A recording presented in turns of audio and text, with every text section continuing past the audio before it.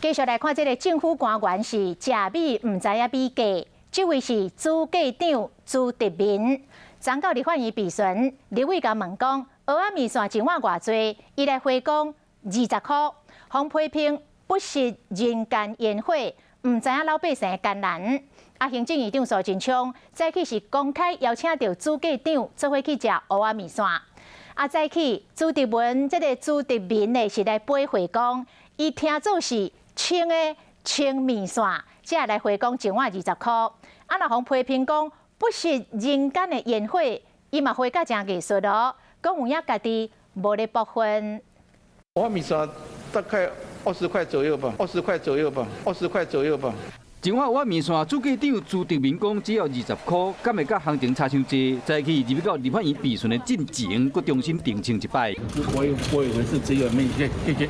可能讲伊食米唔知米价，朱德民有讲一个理由，佮回这句话。不食人间烟火啊，真的。这段食人的意思吗？我不抽烟。主机长一定是不常吃蚵仔米线，所以对单一品项的价格不清楚。幸好小事糊涂，大事清楚。改天我会邀请他去吃蚵仔米线看看。苏贞昌替讲话，国首长嘛是同款替你讲话，有无替副会主委房世宽？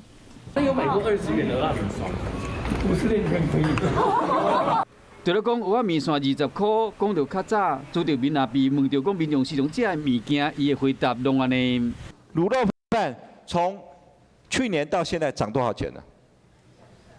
主机长，请说。报告委员，我不吃卤肉饭，谢谢。那个委员报告一下，来行政院的餐厅，他的水饺到现在我吃了好多年都没有涨。这回佫因为20块的蚵仔面线，佫变成焦点的人物。